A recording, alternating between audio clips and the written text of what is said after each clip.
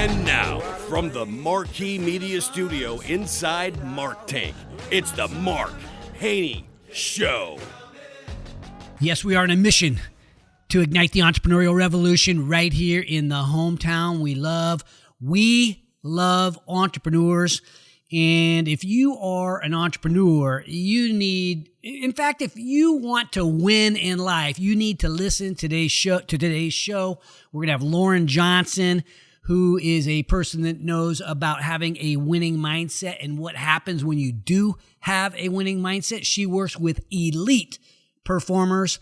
And so there's a lot of helpful guidance on today's show. And if you want to win, you believe you have a winning mindset, one of the decisions that you need to make is to put yourself in a position to win. And we have an event coming up here at the Growth Factory on August 25th, and it is called GFX. You need to be there. Go to growthfactory.us to sign up.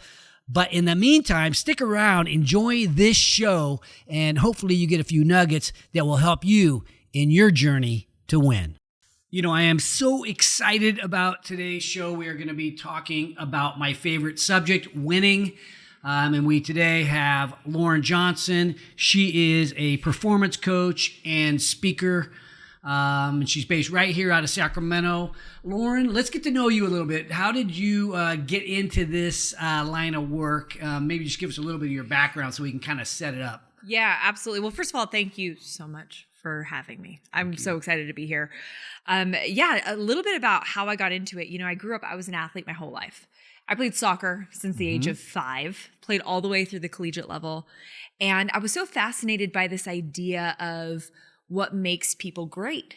And the older I got, the more I realized it really had little to do with talent. And I'm like, okay, why have people the same talent level? Why would some make it and be successful and some wouldn't? And I myself was a very driven athlete, and I could never answer that question. I just thought it was work harder. And while that's a piece of it, what I realized was that actually had very little to do with it. Working hard was a part, but it wasn't the whole thing. And so it was actually it was third game into my senior year. I just come back from an injury, and I go up for a header, and I black out and fall down. And I immediately knew what happened when I came to, and I had received my 5th concussion. Oh boy. And I walked off the field. I went and got a CAT scan, and very soon after, the neurologist read me my results, and he's like, Lauren, it's not safe for you to play anymore. Wow. Soccer.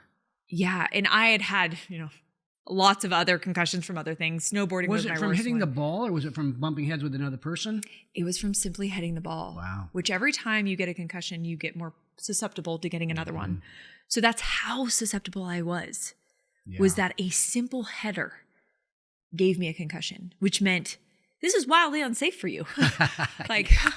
So the neurologist, he told me, I was like a true athlete. I was just like, we'll get a second opinion. We're fine, and he's like, no, Lauren, I don't think you understand. He said, do you want to remember your name when you're 40? And it hit me like a ton of bricks. I was like, yeah, I do.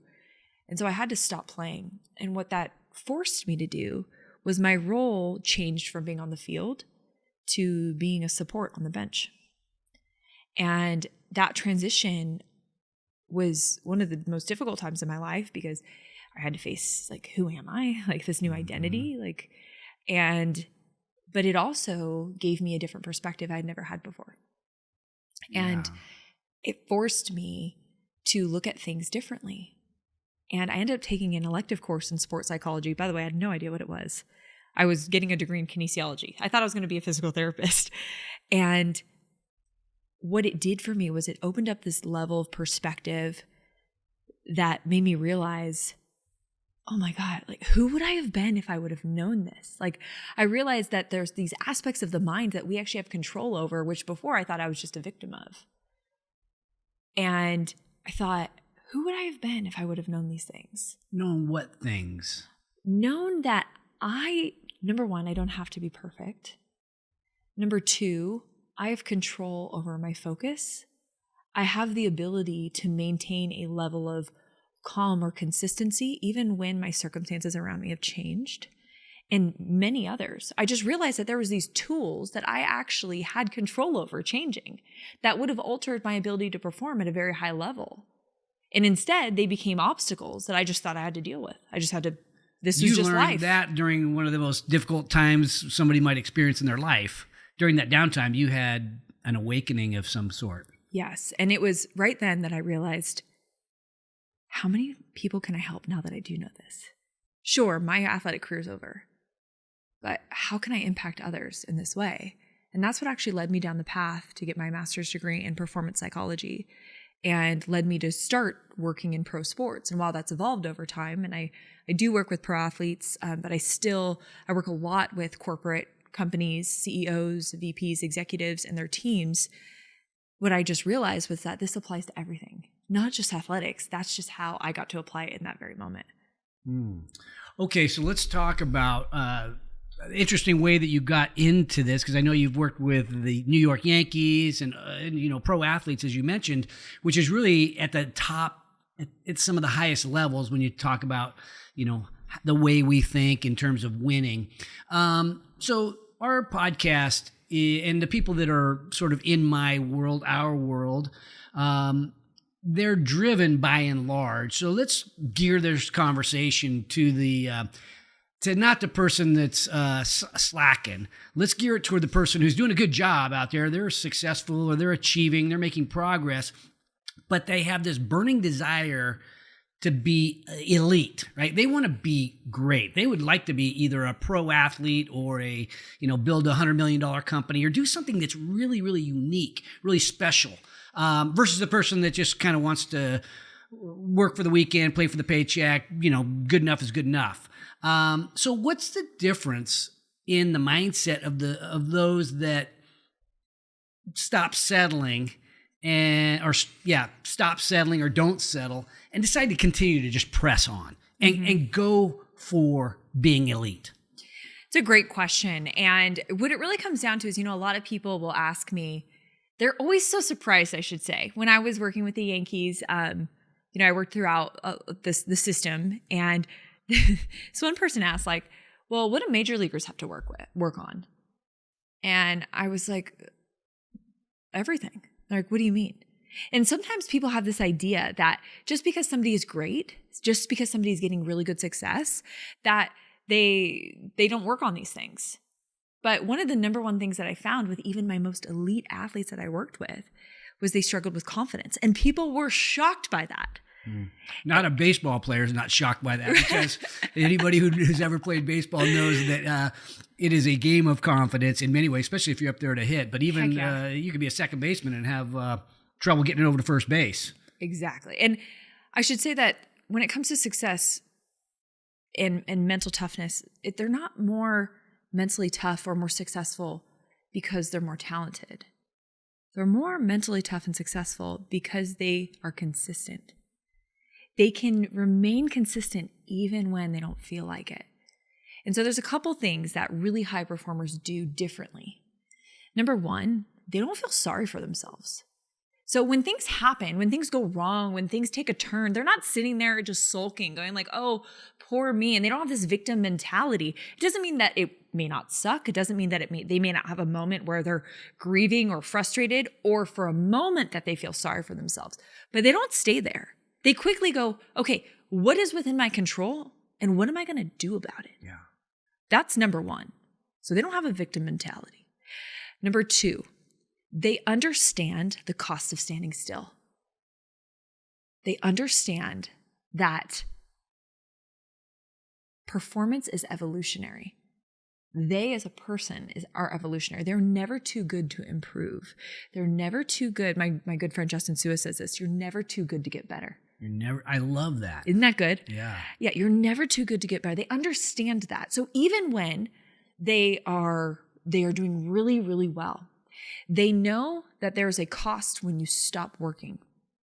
And if you believe you got it all, that is the first step to setting yourself back. One of the things I've seen with some of my business partners, I don't know if you know, but I'm invested into a lot of companies around Sacramento. Some of them have done pretty well. And even some of the ones that have done pretty well, the CEO of the company ends up wanting to chase shiny objects and do different things. They get to a certain level, you get comfortable, I'm successful. Now I need to diversify and kind of dabble in other areas instead of going for the next level in their business. And I often sort of wonder, why are some people sort of built that way, right? Hey, I got to a good enough lifestyle that it's good enough. Now it's time to dabble and have fun and still be involved in business, but do it in more of a fun way versus build $1 billion company or build a company that creates real opportunity for people. And that really comes down, in my opinion, that comes down to like what you really value and care about. And what are your ultimate goals? Because some people, they don't create goals past that one. They go, okay, I am successful. I got there. I got made there. It. Now what? That's where a lot of people get into trouble because they don't think beyond that. They don't consistently go, okay, this is where I'm at. What is it going to look like 2 years out? What is it going to look like 5 years out? And then when they hit those 2 years and 5 years, they don't even think about what's next. You're almost surprised that you got there. And I have to imagine that happens in the major leagues too. It's somebody's lifetime goal just to step foot on a major league ballpark. And then they get there and they're doing okay. And next thing you know, you've got to switch priorities and say, look, I want to win a World Series. I want to be on the All-Star team. I want to reach this other level. And, there's a reason why some don't. And I sort of wonder if there's a trigger that happens in people normally, or does it begin? Why do people have limiting beliefs, I think, and so they don't dream about being an all-star. They just dream about getting to the, maybe to the majors or just building a $50 million company. Mm-hmm. And that's all I needed. Yeah. Well, and sometimes it's not necessarily people's fault. Sometimes they don't know how. They've never been taught. It's so funny when people go, oh no, I have a lot of clarity in my business. And I'm like, you don't know clarity until your clarity has been challenged. Because a lot of people think they know what they want. But if I asked you, and you might be a bad example because I think that you do a lot of this work in here, but for some people I might go, what do you want? And they go, oh, well, I want to make it at the major league level. And no. What do you want? It's so many layers deeper, but sometimes we start with these surface level responses. Mm-hmm. And like, for instance, one of the CEOs I'm working with, he told me, he's like, I want to sell my company in 2 to 3 years time. And I said, okay, that's great. What do you want? He was like confused why I kept asking him that. I said, because what you're doing is you're speaking from a very cerebral level. Like you're using your prefrontal cortex right now, which is like your X's and O's, 1 + 1 = 2. It's your very rational level brain. But if you actually dive deeper into the emotional centers of your brain, then you're communicating with the part of the brain that is responsible for decision making. Because when you don't feel like getting out of bed, and when you're exhausted and maybe your board member quits or your VP leaves or you suddenly your investment gets pulled, I said, what is going to get you up and running? Is it going to be, I want to sell this company in 2 to 3 years? Or is it going to be, I want to sell this company in 2 to 3 years because I want to have the financial freedom to be able to take my kid to school in the morning. Mm-hmm. Notice how that hits different. Yeah. I agree. For me, one of my, I don't know if it's a hack, one of my personality traits is to try to imagine what it will look like when I achieve my goal or my vision. So it's almost like a vision, and I can actually picture it. And I have these things in different areas of my life. So it's not all about work. It's not all about fitness. It's not all about family. It's about all of those things and my friends. It's like I have sort of goals for those 4 areas of my life, and they all intersect in a way, but they're grandiose in nature. And so that means really I'm not going to get there for a while. Right. Instead of saying I want to do this in 3 years, well, I'm not built that way as much other than, look, I'll put the big goal out there. And then I just want to make gradual progress. And I know there's going to be ups and downs. It might be the economy. It might be some other setback, but just sort of expect to be knocked down a few times along the way. Yeah, 100%. And to take that vision that you give yourself even a step further is to connect to the feelings you feel when you imagine accomplishing those things. Interesting. And so when you're accomplishing those successes, when you're accomplishing those things in your mind, my question is, what emotions can you attach to? That's a great question. I feel like the one that comes to mind is relevance. Okay. Right? Wanting to, because I want to do something important. And I think, versus, maybe making a lot of money might be part of it, but I want it to be impactful. Yes. And so the feeling that one might get when they're helping someone or making an impact, that's what drives me at some level. And I love that feeling when that happens. If I invest into a company and they have success and I was some small part of it, that's very rewarding for me. Mm-hmm. How about you? Oh my gosh. For me, I'm so glad that you asked me this question. So I actually like to visualize pretty often. Okay. About the outcomes and about the long term. The reason why is because sometimes we plan so far in advance that we forget about it in our day to day.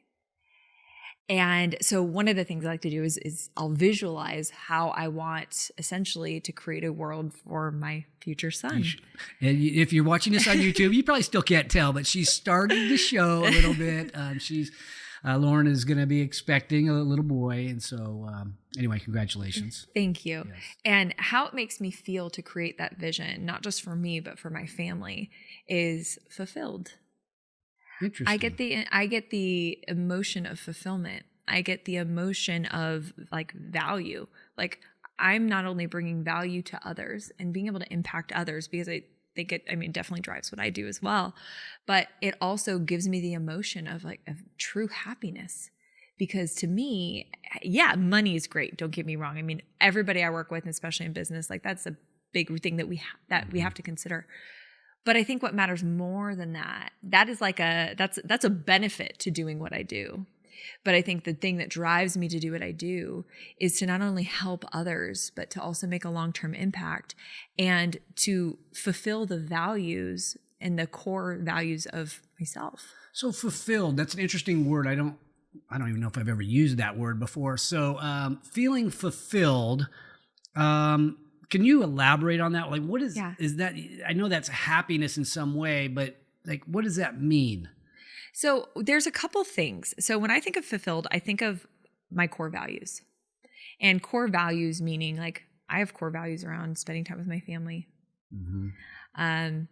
Not just spending time with, but being present with my family. Mm-hmm. I think that anybody in business, especially somebody that really cares about their business, probably has had that feeling where you go home and you're with your family, but you're not really with your family. Mm-hmm. And that's something that I really value, is being there. When I'm with my husband, I'm with my husband. When I'm with my friends, I'm with my friends. When I am at the gym, I am at the gym.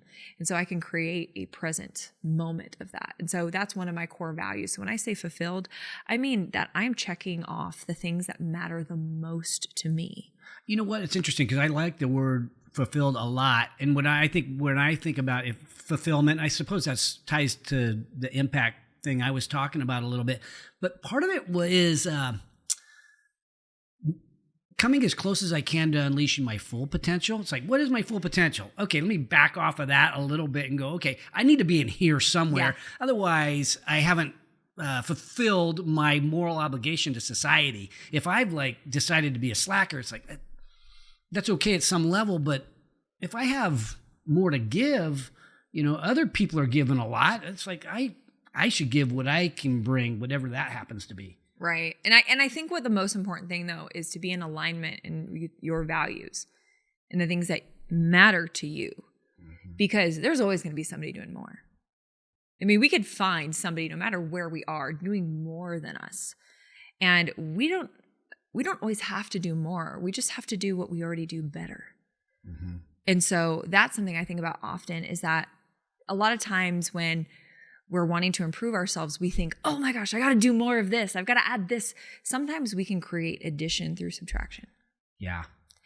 And so there's several ways to do that, but it's just, it has to be driven by what matters the most to you.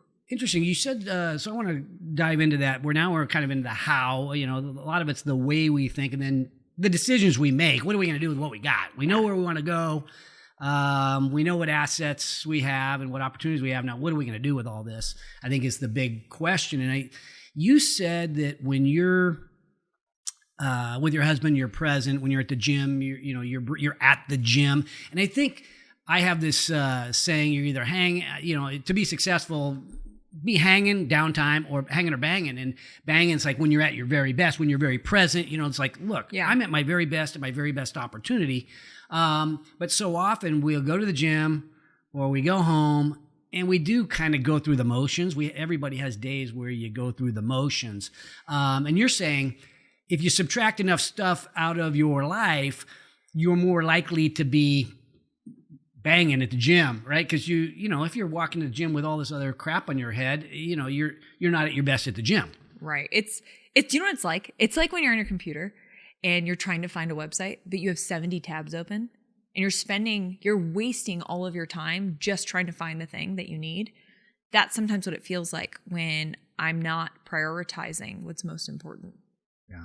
So when I'm at the gym, I'm not able to just focus on the gym. I'm focusing on all these other things. Why are people, I believe it's fear, but why are people afraid to cut certain things out of their life, right? They're afraid to cut out minimize time with certain types of friends or just other little routines that you sort of put in your life. And they become like our crutches. And they're not always bad habits, but they're not helpful as much as they are just okay in their time consumption. Oof, there's so many reasons for this. And we could do an entire podcast just on that. But I will say that sometimes, number one, it comes down to clarity. Is that if you don't have a direction, any direction will do. So if you really don't know what you want and you haven't decided that, how can you filter the decisions you make? You know what it's like? There was a story of Ben Hunt Davis. He was the captain of the Australian rowing team. And they hadn't won a gold since 1912. And he was just sick of it. He's like, I've been on this team for a while now, and we haven't even, scratched the surface. Like, we can't keep doing what we're doing. And so they realized that they had a few choices. They could keep doing what they're doing and get the same result. They could throw in the towel altogether and just quit. Or they could do something different and get a different result. And so they came down to filtering their decisions with one simple question, which was, will it make the boat go faster? And so they wanted to go to the pub one night. Will it make the boat go faster? No, so they wouldn't go. Oh. Spend an hour on the rower. Will it make the boat go faster? Unfortunately, yes, so they would. And so after doing this time and time again, in 2000, they ended up winning the gold medal. And it was because they were able to filter through the decisions they were making in the present moment. And which is why it's so important. If you don't know what you want, how could you filter your decision making? Sometimes all we need is a simple question that helps remind us what we're actually working towards. Because sometimes when you're in the moment and you can't see 3 feet in front of you, it makes it difficult to know, do I make a right? Do I make a left? Yeah, the most simple goal in the world, and you make decisions around a simple goal. Exactly. And so a lot of the reasons why is that people aren't ultimately clear. They haven't spent the time. They haven't asked the questions. They haven't dove deep enough to understand themselves at a level as to what is it that I really want? And what is it that I don't want? Which is an equally important question. Because a lot of people can actually answer that question better than what I do want.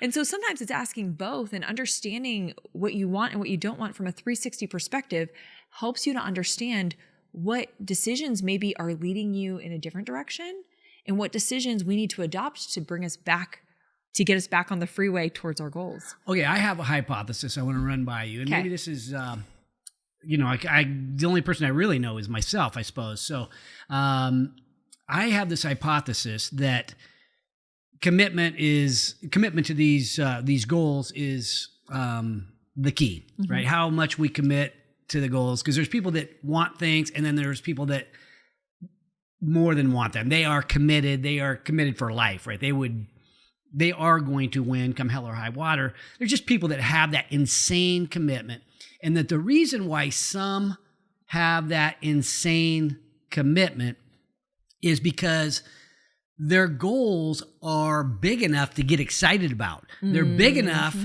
to commit to. Like if my goal is just, hey, I want to retire when I'm 55 and, hopefully, make what I was making at my other job. It's like, okay, but that's not something you're going to take a bullet for. Right. That's not, it's cool, but it's not that cool, right? Yeah. It's not being on the New York Yankees cool.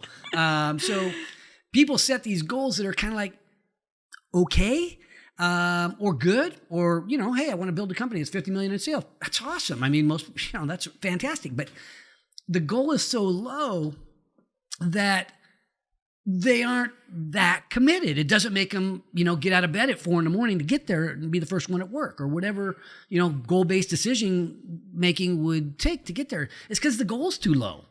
It could be. There's 2 things I would say about that.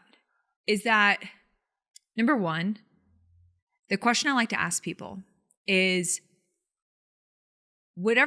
before you commit to any goal that you have, big or small, the question I need you to ask is, are you willing to live the lifestyle required to achieve it? A lot of people want the benefits of being great. Few want the responsibilities of it. So I actually know a lot of people that will set these huge goals, but then when the responsibility of showing up, like they're faced with that, they don't. Because they didn't consider what would actually be required. The people you're talking about that are committed, they've considered that. And so not only would I agree with you and say that, yeah, I know a lot of people that also limit their goals out of fear because they would rather fail because they didn't try hard enough because they have an out versus failing, giving it all they got because that says they weren't enough. I know several people like that. And so when it comes to that, that's a whole thing. That's their relationship with fear that I like to work on. But people that do commit to it, one of the number one things that people do that are successful with their goals is not just to consider the vision of what they want to have happen, but considers what obstacles might get in the way of that happening. And when we do that, so let's say you picked a goal. And your goal is huge. It's exciting. You understand your why. You understand the thing that's really driving you and your values. My next question would be, what might get in the way of you achieving that? I want you to think both internally and externally. It might be myself, my own fears, my own self-talk, my self-doubts. It also might be, things outside of my control. This could happen. This could happen. This could happen.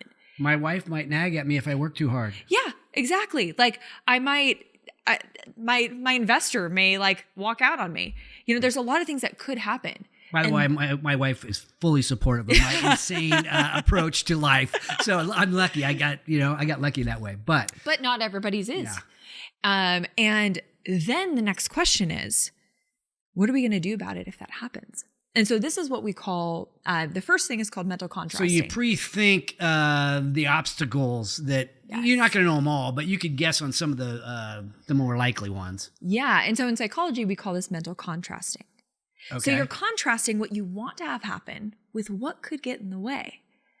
And so when you do that, you're priming your brain to prepare for obstacles, for adversities, for things that you're going to have to face, especially if it becomes difficult.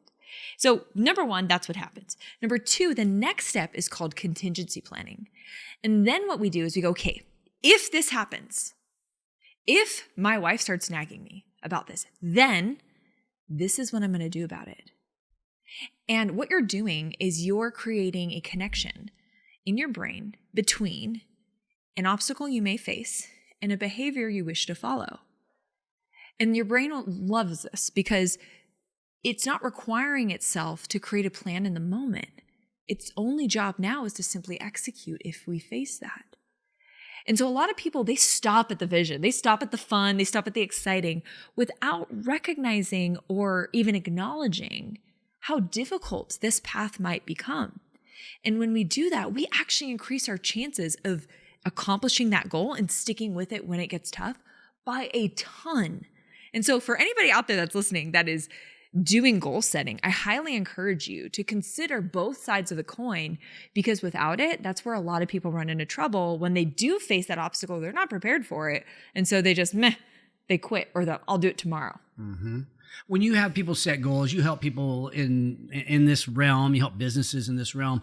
Do you suggest or teach a method for that where you set a 1-year goal, a 3-year goal, maybe people, I've heard of BHAGs, things like that. So is there a framework for approaching, here's where I think I want to be, or here's where I want to be.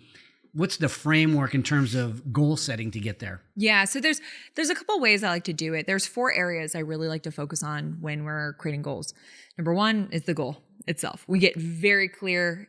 Clarity is everything. I start about 3 to 5 years out, depending on the person. And what I do is I start there and I walk them through a visualization exercise that really gets them close to the feeling that they feel, what their surrounding looks like. And I get them super clear on all the details. Because the more we can make the future seem real in the moment, we actually prime our brain to be looking for it, looking for opportunities to make that so. So I like to do that a couple years out. Then I like to bring them to the end of this year or whatever current year they're in. So a year from today. Right. What does that look like? And then have them do the same exact thing. And obviously 5 years and 1 year is going to look so different. So first, here's what we want 5 years from now. What does that look like a year from now? Okay. And then what does that look like 90 days from now? And what does that mean for today? And what this does is it really helps us get, number 1, clear on what we want. Number 2, clear on what the path to get there is going to look like. And number 3, really excited about what we get to do about it today. And so we kind of bring it backwards, but it starts with goals. Then we dive into the reasons behind it. So the why. And again, that's when we're connecting to that limbic system in our brain, the emotional centers of our brain. And then we go to the obstacles, like what obstacles might get in the way, both internally and externally. And then we go to the planning phase. And so that's kind of how I begin goal setting with my clients. And there's many ways to do it, and every client's different, but that's one that I use quite often. Is that typically in a team environment, or is it you work with individual CEOs that just want high achievement? Both. Okay. Just did this today with one of my CEOs. We're actually in the obstacles phase right now, and we took a long time going through those because there was quite a bit of them for him. Well, a lot of times, we can't get out of our own way as humans, and so we have to, face that fact. And so when you in that role, are you at some level helping them to get out of their own way, right? Eliminate some of the baggage that they carry around, some of the, my dad didn't treat me right when I was a kid, and some of that psychological stuff that, we carry with us, I suppose, and we take it to our, the rest of our life. Yeah, so certainly it does come to go down that road sometimes where the root of I call them little survival mechanisms. So when we're kids, we'll just say all habits and all behaviors get repeated when they're reinforced or rewarded. And so I'll give you an example of myself. I got a lot of attention when I was successful as an athlete as a kid. What that told me as a kid is that I get love when I score a goal. Oh. I get love when I'm successful. And so it created this cycle of when I'm successful, I am loved. Was that mainly by your dad, mom? My dad. And he probably had no idea he was doing it. And I didn't even realize it until I was older. And I got into this pattern of behavior where I would burn myself out. I would sacrifice everything for success, whether it was in my business, in soccer. I was putting myself through 2-a-days most days during college. And I realized that it was because I was not just competing to win, I was competing to be loved. And so sometimes we do have to dig back to that root, and we do have to treat that root. Otherwise, like a weed, even though we may not feel it for 6 months, it's going to grow back at some point and cycle back around. So sometimes, yes, we do go down that road and we go, okay, what survival mechanisms or what patterns of behaviors were taught at a young age, and where did that come from? Where is that rooted? And then other times, it's really just developing awareness around current patterns, because about 40% of our decisions made every day are made subconsciously. And so really, sometimes it's just creating consciousness around what we're doing. and bringing awareness to that, because you're not going to be able to make much change if you're not even aware of the change that needs to be made. And I think for me, I need to have enough downtime every day to kind of regroup and think about that kind of stuff. It really helps me to have downtime. Where some people, they go. Not saying that's bad. They're harder workers than I am, but they don't take that downtime. The downtime for me to regroup, recalibrate, rethink my approach, maybe cut out something, is actually really helpful for me in terms of sanity. Yeah. And I think I'm more effective when I cut things out or I stop.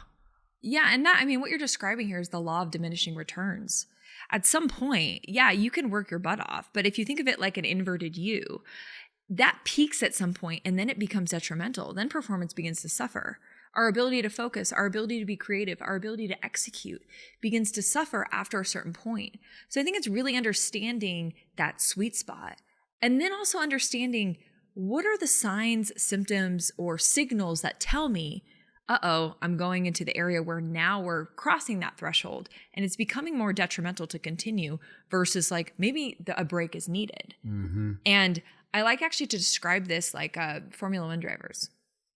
Do you watch Formula One at all? I don't. I have watched it, but I'm not a regular.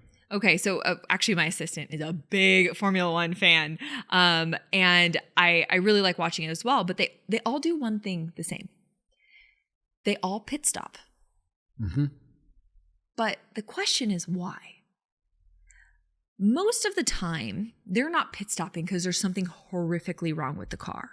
There are those instances, but most of the time that's not why. Pit stopping is actually a strategy. It's a proactive strategy for long-term performance. Because it's not beneficial to give up your position in a race. Right. But it is if you're thinking long-term. If you're thinking, okay, if I give up my position now, that means that I'm going to have fresh tires for the last 10 laps, which is arguably the most important time of a race. And so the question is, how can we be proactive and create pit stops within our days that help us to proactively, perform at a longer rate? So the question is, what are your signals to pit stop? For a Formula One driver, it might be like their tire pressure reaches a certain level. It's not dangerous, but they're at just a certain level. Maybe they're not gripping the proper way, or maybe their fuel level just hit maybe halfway. Maybe they typically don't go lower than a quarter tank. And that's their signal to pit stop. My question to anybody listening is, what are your signals to pit stop? I know for me, when I feel an immense sense of overwhelm and I don't know what direction to go in, I know my list is like a mile long, but I haven't prioritized what's most important first, that's a signal for me to pit stop. Yeah, well, you're going to have that child, and the amount of daily, stuff on your plate is going to. One of my teammates here has 5 kids, and I don't know how she does it. She works a lot. She's got 5 girls. They're all perfect children, and she handles it. She doesn't act stressful, but she doesn't stop, and right. I don't know how she does it. Yeah. Oh, man. And there are just those people that their pit stops may even look like 5 seconds long. Okay. So pit stop doesn't mean you have to like take an hour out of your day. It doesn't even mean you have to take a full day. It could mean, I know for my athletes, especially baseball players, you're playing every day. And if you're not playing, you're practicing. And so it's not like they would have these like vacations they could take. They may only be able to like disengage for 5 minutes. But what it does is it allows them, when they have the awareness of what's actually happening, meaning they're becoming overwhelmed, they're starting to spiral out of control, they're allowing outside circumstances to control their actions versus they control their actions in response to their circumstances. Those signals start to tell them, I need to take a step back. And so that might be taking, a couple deliberate breaths to recenter themselves. It might be reconnecting to their why. Mm-hmm. There might be a lot of things that they do, but when they recognize it, it gives them a chance to do something about it. So it's not only important to know what is your signal to pit stop, then it's important to know what the heck are you going to do when you do pit stop. For Formula One drivers, you're refueling the car, you're changing the tires, you're at maybe the alignment, and then you're getting back out there. And an average pit stop is only 2.5 seconds. So, okay, so I'm going to go back to the root. You mentioned the roots, and one of the things that, going back to the roots is like, you're a woman, I'm a guy. We're going to think a little bit differently just because of the way we were raised, because of, just who we are. Do you see a difference in the way that men and women approach becoming elite? It's an interesting question. I haven't thought about it a ton. I would say their approach to becoming elite, no. Their obstacles and things that get in the way of them becoming elite, yes. So I don't know. All I can do is speak about myself, or maybe other, mostly guys that I know, people that I know playing football and sports. And even as, I'm around some highly successful people with what I do. And some have an ability to kind of go to a dark place where and I have to imagine that happens in, professional sports, that as guys, we can go to this dark place where we put fight in our approach. We tap into almost a different side of ourselves, and that brings out kind of a different approach that's maybe not even as politically correct, but it's there. Yeah. And you just have to tap into that without damaging it too much, right? So, and I don't know if women have that, right? And I haven't done as much coaching with women. They definitely do, but where I see exactly what you're saying too. The way that men interpret and deal with problems naturally are different. And I would say that at least in my experience, what I've seen, because being a woman myself, I probably 80% of the people I work with are male. But the females I do work with are very similar in that way. Like, they have that dark side they go to. They have those moments where they have to tap into that thing. And it is now they're fighting. Yeah. Because as a guy, I can't really go there with a woman without feeling over the top. And so I don't, right? Yeah. It's like, hey, I was told to play it safe, and that's kind of. But not all men are like that either. Yeah, I agree with that. I would say it's not it's unique for a guy to be like that, but it's sort of almost socially acceptable for us to be that way, at least within, well, it used to be anyway, socially acceptable at some level to be able to go there. That's how people become really good football players or doing MMA and things like that. It's like, that's where you have to go. Yeah, totally. And I think that also just comes down to certain stereotypes, right? Is most guys are not expecting a woman to come in and just pumped up, let's go, whatever that, most people aren't expecting that. And that is not everybody's personality, right? You don't have to be that way to still be effective. But yes, there are these social norms that tend to lean more towards men than women, or vice versa, more towards women and not men. Yeah. I feel like some of the times it's that quiet person that in the corner that doesn't say much is like, wow. And that could be a woman or a guy, but it's like, okay, they're a killer inside, right? Maybe not actual killing, but they have a winner take all mentality towards the game. And the thing I love about that is because when somebody is ultimately able to maintain composure in any given situation, what that's telling me is that they're so emotionally intelligent, but they've also been able to train their response to their emotions. So I was working with this golfer, and I'm out and I'm observing him, and you could just tell things are starting to go south. He's not doing great. And we watch him, make this putt for bogey, and he was so pissed.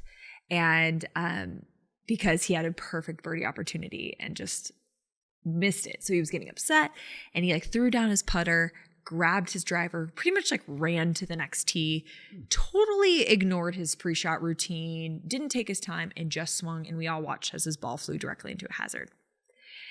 And that was it. He threw his club, he walked off, he was done. And I let him calm down. And then we ended up having a conversation shortly after. And I said, "What happened out there?" And he's like, "You don't understand." He said, "I hate to lose. That's just who I am." And I paused and I said, "That's not who you are." And he kind of looked at me and I said, "That's who you're choosing to be." sometimes we always have a choice, but sometimes it can be forgotten. And when we haven't trained our response to our emotions, those end up taking the driver's seat. And I said, it's okay to be upset. It's not okay to lose your cool. It's okay to be frustrated. It's not okay to quit. It's okay to be fearful. It's not okay to allow fear to take the wheel and make decisions for you. And so your feelings and actions don't have to match to coexist. Just because that person's sitting in the back of the room and they're silent doesn't mean they aren't listening. Doesn't mean that they're not strategizing. Doesn't mean that they're not interested in what people have to say. They're just able to separate the two. And they don't allow their feelings to dictate their actions. Where those people where if you say something, it triggers them, suddenly they get loud and they respond or they get defensive. And now, again, I'm not saying there's anything wrong with that, but you can easily see the difference between somebody that has separated their feelings from their actions versus somebody that might be controlled by it. One of the things I've seen, and I've learned this through yoga, is, and I had heard the suggestion that take a deep breath, right? So if you feel that coming on, breathe. And yoga really stresses that. And certain types of routines that we can, adopt. Breathing for me is a little bit helpful. Are there other things that, because probably all of us have a trigger point where we might throw the golf club. But it's a decision, but how to make the decision in the heat of the moment, right, is really kind of the key. Totally. And what you're talking about right now is your stress response. Yeah. And people often they'll come to me and they'll say, Lauren, I have a problem. Okay, what's your problem? They're like, I'm so stressed. And rarely is the problem the problem. Many times it's our relationship to the problem. That's the problem. So my question is always, what is your relationship with stress? Do you have a good relationship with stress? Bad? Indifferent? Complicated? Well, that's a deep question. And right, but it makes you think about, like, when you have a good relationship with somebody, like your wife. You talk about your wife and how good a relationship you have. Yeah. My guess is it isn't always smooth. Right. You guys have had difficult conversations. Sometimes I'm not perfect. Right? Oh man, dang it. You have those moments where you're not perfect. You have those moments where you guys get in a fight or you disagree or you're frustrated or there's miscommunication. But either way, you come back and you face it together. Mm-hmm. Not everybody treats stress that way. I always say, imagine you see somebody in a grocery store you really don't want to see. How do you handle it? I was like, do you suddenly need vegetables and you have to run to the vegetable aisle and you're just avoiding it? Or do you face it? And so a lot of people with stress, they avoid it. Mm-hmm. And that avoidance actually makes it worse. And so when it comes to, because things that we resist persist. And so if you keep resisting the pressure you feel or the struggle you're feeling, it's going to continue. It's not going to improve. And so first off is understanding what your stress response is. And so a lot of times I will actually have people draw it. Okay, draw a stick figure. I was like, for those of you, AKA me, who's not artistic, I just draw a stick figure. And I'm like, describe what happens physically when you are experiencing stress. And I get everything from, I have heavy legs to my palms are sweaty. Oh, wow. My heart rate increases, my breath rate increases. My arms feel like they have boulders on them. I feel tension in my neck. There's all different kinds of symptoms that we have, and every person's totally different. And the point I like to make is that stress isn't bad. It's actually the way we interpret it that makes it so. So there was a study that actually proved this, and it was of skydivers. So they were jumping out of planes, and one group viewed it as a challenge, this is awesome. Another group viewed it as a threat, oh my gosh, I'm about to jump out of a perfectly good plane. I could die.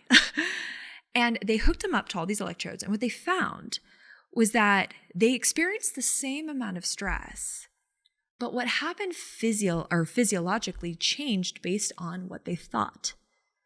And so the people that viewed it as, this is a threat, this is not okay, I might die, what ended up happening was their heart rate variability dropped. Their blood vessels constricted, meaning kept most of their blood towards their internal organs, which meant that they had less oxygenated blood to their brain. So meaning their capability to make good decisions went down, and they had feelings of like less confidence, fear associated. The opposite happened when they viewed it as a challenge. Their blood vessels actually dilated, creating more oxygenated blood throughout all of their muscles and to their brain, which allowed them to make better decisions with more clarity. They experienced feelings of excitement, of challenge, and of confidence. Their heart rate variability went up. And so what happens is that sometimes it's not the stress we're feeling that's the problem. It's actually how we are interpreting it that decides its impact on us. Wow. Okay, well, we only have a minute left. I could go on all day. This is really interesting to me. So thinking about our audience of driven entrepreneurial people, business owners, maybe venture capital type people, any maybe closing thoughts about, approaching greatness in their world? Mm-hmm. I would say this: mindset is not everything, but it does impact everything. And really what separates the good from the great are the choices that they make. So I'd start by drawing awareness to what your choices are, and then asking yourself the question, will it make the boat go faster? Will it make the boat go faster? Lauren Johnson, thank you for this very interesting conversation, very informative, definitely some good takeaways from today. So thank you very much. Thank you so much for having me. You bet. Welcome back to the Mark Haney Show. And yeah, Lauren Johnson, rock star. I like to put the people in my life that make me better, that makes me stronger. And I think Lauren, for me, and maybe a lot of us, she did that today. So thank you, Lauren, for coming on the show. And if you want to advance your entrepreneurial career or your angel investing career, your journey into venture capital, and you want to see the Sacramento region grow, then you need to come to the Growth Factory's big event. It's called GFX. It is August 25th at the grounds in Roseville. You can go to growthfactory.us to find out more information and to get yourself signed up. Again, it's a half day, but it's going to be fun, and it's going to be the most connected community in the region. It's really activating the backyard advantage. The most promising founders in the region being helped and supported by the leaders, the investment community, the mentor community, and of course the corporate partners. And so get out there and do that. And so all you out there fighting the good fight for entrepreneurship, and to all you fighting the good fight out there for our freedom, our security, and our way of life, and to the 13 stripes and to the 50 stars, and that one big American dream that's always worth fighting for, yours. We're never above you. We're never below you. We're always by your side. Thanks for watching today's show. My goal for every episode is that you find a takeaway, something tangible you can use in your business today. And if you have a comment about a favorite takeaway, feel free to put it in the box below. And if you have a topic that you'd like me to bring up on the show, don't forget to let me know. And also, don't forget to subscribe to our YouTube channel if you want to learn more about entrepreneurship. Because at Haney Biz, we are always by your side.